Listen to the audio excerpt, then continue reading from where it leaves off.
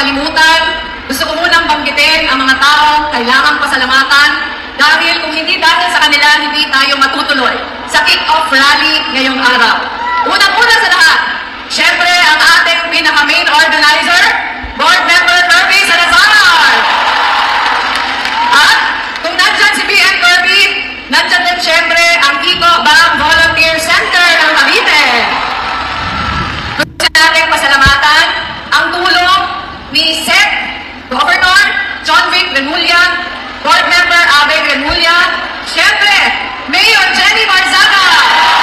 Maraming salamat at ang ating mga kaibigan sa LGU Dasmariñas, kasama syempre ang ating Vice Mayor Rex, saka ang ating susunod na Vice Mayor third. Gusto din natin pasalamatan Governor Athena Tolentino, Vice Governor Shernan Haro, ang aking kaibigan Congressman Roy Loyola, ang aking kaibigan din, mga taga-Carmona ba kayo? Ang aking kaibigan din, Congressman Oni Ferrer. Ayan, halata. Ay, Tita Teresine, good evening po. At ang aking mga barkada sa Congress, Mayor John Ferrer ng Gentry at Mayor A.A. Advingola ng Imus. Ayan. Asan na dito mga taga-Gentry? Ayan. Kasama ko kanina si Mayor John. Kasama ko din si Mayor A.A. Asan mga taga-Imus? Ang gusto din natin batiin yung mga local officials na kasama natin ngayong gabi. Siyempre sa pamumunan ni Board Member Kirby Salazar, Board Member Chelsea Sarno, maraming salamat po for joining us. Siyempre, Vice Mayor Rex Manggubat, saan nakaupo si Vice? Kasama ko siya pumunta dito kanina. At ang ating incoming Vice Mayor Third, Barsaga. BM Angie Paicana ng GMA City. Mga taga-GMA ba kayo? Councilor Rian Ilagan, maraming salamat. Ayun, nasabi ko na ba lahat? Nasabi ko na yata lahat. Sana wala akong nakalimutan. Mamaya ko nababatiin yung mga kasama natin. Ibababa ko muna ko. Pero ang saya, nasa Cavite ulit ako. Na-miss niyo ba ako? Kasi ako talagang miss na miss ko kayo.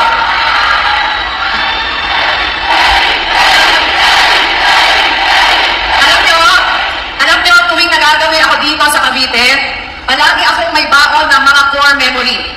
Tandang-tanda ko pa, yung pinakaunang lapag ko dito, ewan ko lang kung natanda ni BM Kirby, March 4, 2022. Buong araw kami nag-ikot sa Cavite. Umaga, parang 7 o'clock yata ng umaga, dito na kami. Ibang klase na agad ang energy na sumalubong sa amin sa Carmona. Nasaan yung mga taga-Carmona? O, naalala niyo ba kung anong ginawa natin? Ano? Hindi niyo naalala. Nag-zoom pa tayo. Kita niyo na, talo ko kayo. Ako, alala ko. Pagmula sa Carmona, dumaan tayo ng Silang. Tapos nag-open tayo ng ating headquarters saan? Saan? Dito sa Dasmariñas. Ako, naalala ko habang parang nag-mini motorcade, nakabukas lang yung pinto ng van namin, at maraming mga batang tumatakbo katabi namin, nakikipag-holding hands sa amin, pilit na hinahabol yung sasakyan. Meron na dito mga taga-Noveleta? Oo, mga taga-Noveleta? Bakit parang iisa-asa na yun? Nasaan si Joan? Nandiyan si Joan kanina? Ayun, nandun si Joan. Kasi naalala nyo, kung anong ginawa natin sa Noveleta? Nasa ibabaw ng truck, yung ating mini rally sa Noveleta. Saan ba? Sa Rosario. Sinong nakakaalala kung asan tayo sa Rosario noong March 4? May mga taga-Rosario ba dito? Ayun. Saan yung meeting natin doon? Sa courtyard ng simbahan. Pagkagaling sa Rosario, pumunta tayo sa Tanza. Meron ba dito taga-Tanza? Ayan. Kasama na, nasa simbahan din tayo sa Tanza. Kasama natin yung mga kaparian sa pagdadasal kay Tata Uste. Grabe. Dahil malilate na ako sa pagsasalita sa Gentry, napilitan tayong kumara ng motor.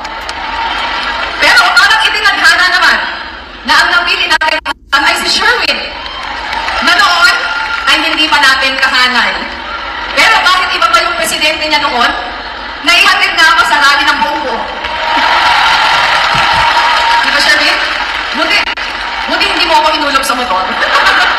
Naihatid niya ako sa rally ng buong buo at on time ako. On time ako nakarating, kaya nung tinawag ako para magsalita, nandun ako. Pero sino ba ang makalimot nung iconic speech ni BM Kirby? Naalala niyo pa ba yun?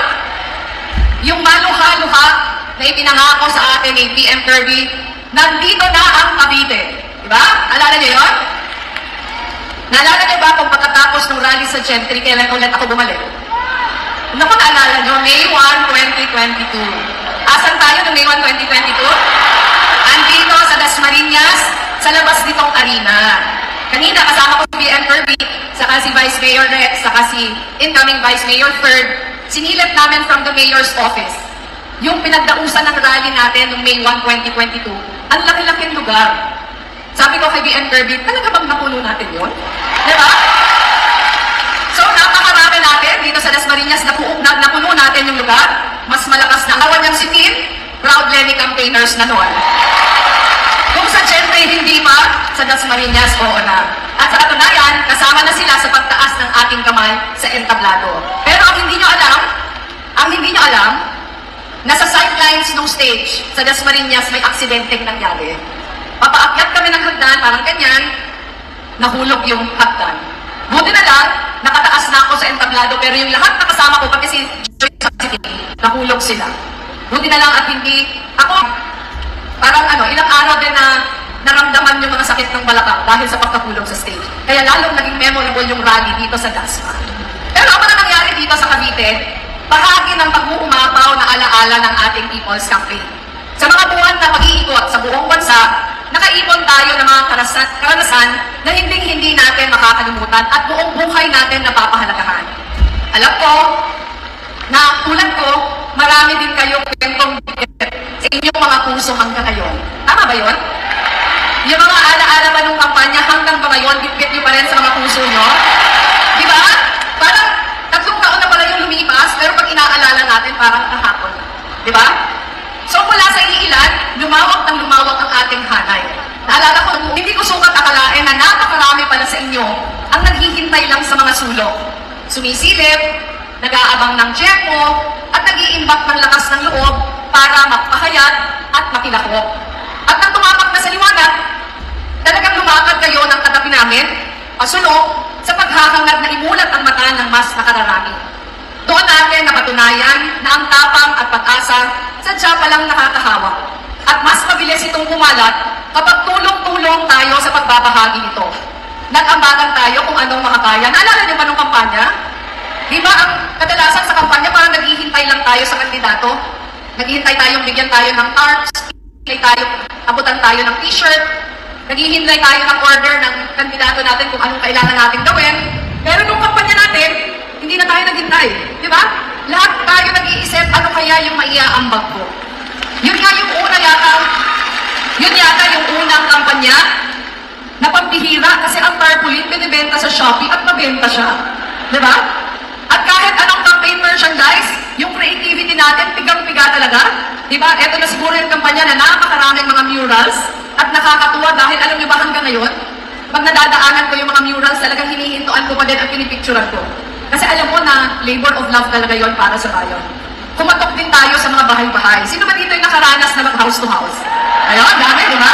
Tapos, kadalasan, yung mga nag-house to house, karamihan sa inyo dati na makahiyain, di ba? Parang never na na-involve sa campaign before, pero bigla na lang, ang lakas ng loob mag-house to house. Di ba? Meron sa ating mga nag-ikot sa palengke, meron sa ating mga tumambay sa mga terminal ng jeep at tricycle, at sinuyod natin yung mga komunidad. Hinarap natin ang bawat Pilipino, iba man ang kanilang paniniwala, para ialay ang pag-asa at hikayatin sila na buksan ang isip at makiisa. Tumawid din tayo lampas sa ating mga kinasanayan. Puso sa puso, Pilipino sa Pilipino. Pero, sa likod ng ating galak, sa ating mga rally at pagtitipon, talagang prinsipyo ang nagpalakas sa ating mga loob at sa ating hanay. Diba? Pinagbigkas tayong lahat ng iisang pangarap. Ano ang sabi natin dati? Ang isang gobyernong tapat? Aangat ang buhay ng lahat. Naalala niyo pa din. Ipinaglaban natin na bigyan ng bagong buhay ang ating bayan. Marami sa atin talagang nangahas na tumindig laban sa mas malalaking makinarya at interes. At kasama namin kayo sa bawat sandali. At saksi din ako sa pag-aalay nyo na buong puso sa ating kampanya. Buhos at lubos sa talento, sa husay at tapang. Kaya habang buhay kong ituturing ang karangalan na sa laban natin noong 2022, minahal nyo ako at pinagkatiwalaan. Pero alam ko na hindi nyo naman yung ginawa para sa akin lang. Sa panahon na yon, tumayo lamang ako bilang isang simbolo ng pangarap natin para sa bayan. Diba? Kaya napakalakas ng loob ninyo dahil yon ay pagmamahal sa ating bayan.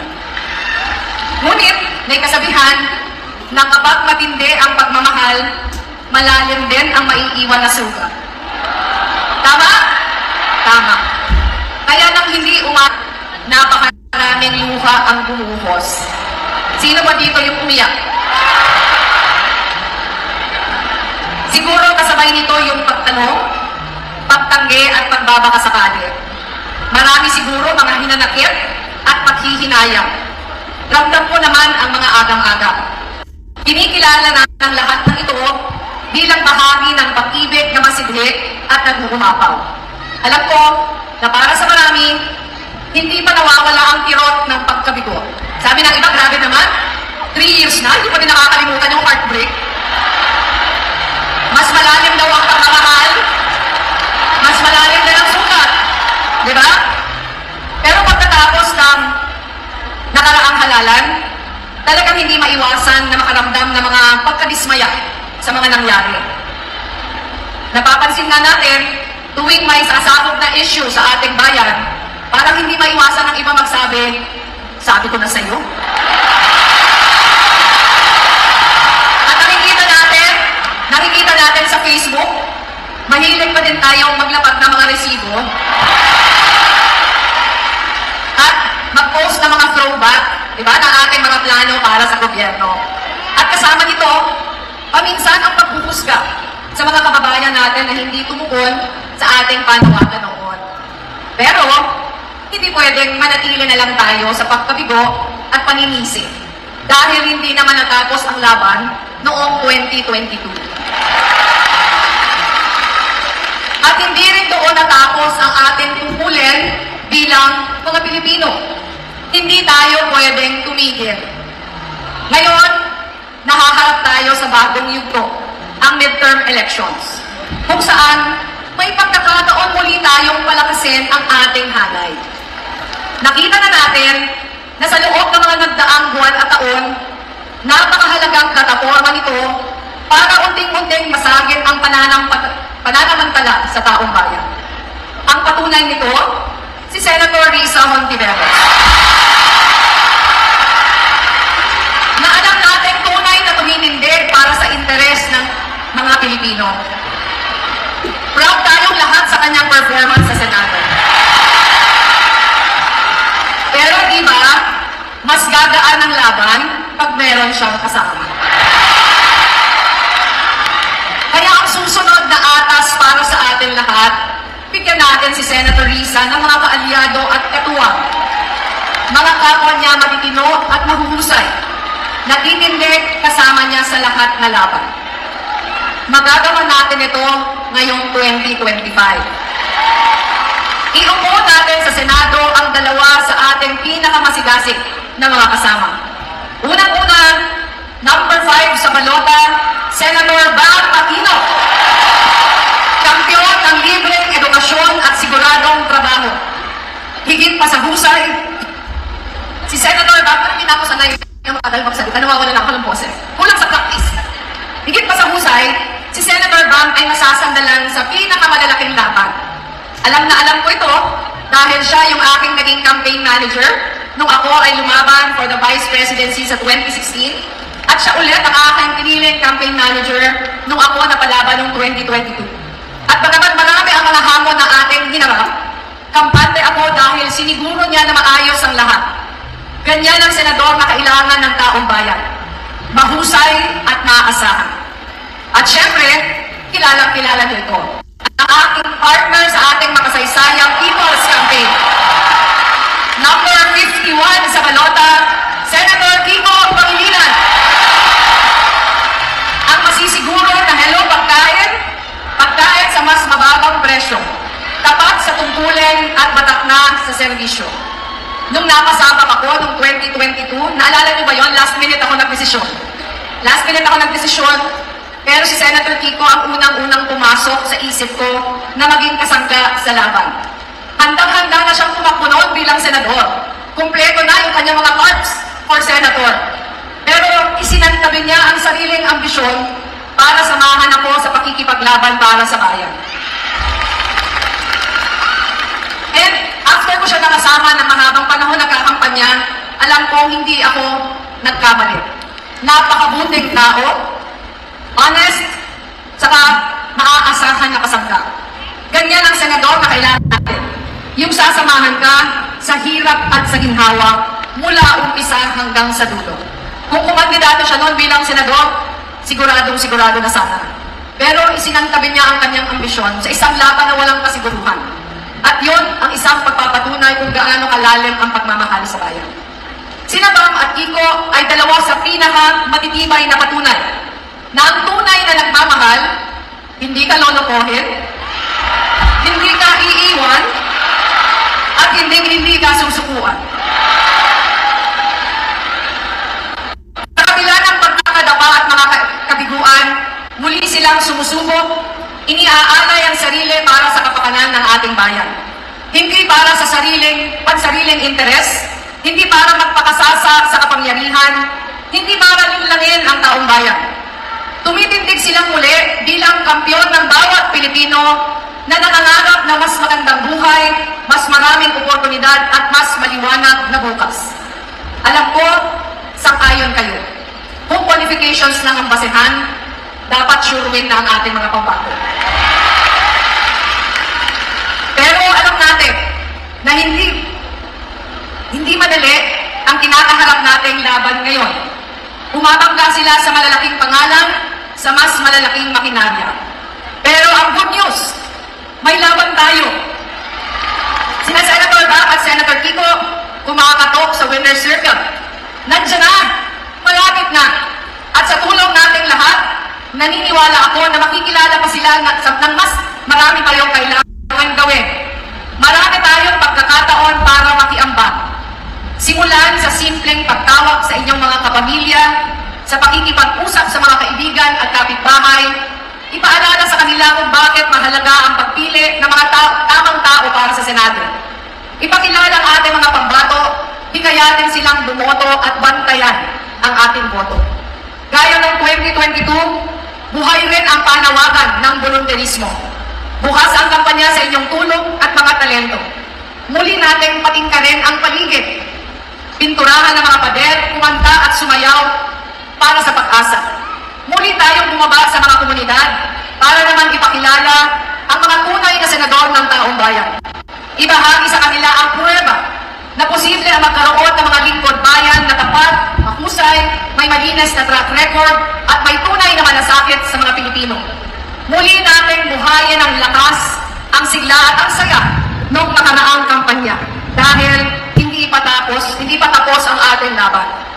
Ang ating pinagdaanan nitong nakaraang mga taon ay isang paalala. Mahaba pa ang ating paglalakbay at marami pang buwang para magpatuloy. May pagkakataon tayong gawing mas matibay ang ating hanay para sa mas malaki pang hamon. Tumitindig ako sa harap ninyo ngayong gabi. Hindi bilang kandidato, kundi bilang kapwa nyo Pilipino. Buong pagpapakumbaba at pakikipag-usap, muli natin gisingin ang lakas ng nagkakaisang taong bayan. Muli natin ipaglaban ang Pilipinas ng ating mga pangarap. Tara na, ipanalo na natin Senator Bam Aquino at Senator Kiko Pangilinan!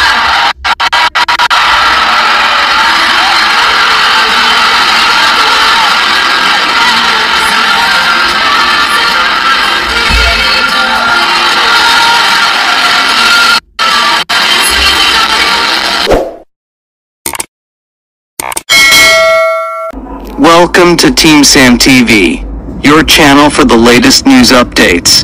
Here, we break down the biggest stories from around the globe, covering everything from breaking news to politics. Whether you want to stay informed or just catch up on what's happening, we've got you covered. So, don't forget to subscribe and hit that notification bell so you never miss out on the latest news. Join the Team Sam TV family, and let's explore the world together, one update at a time.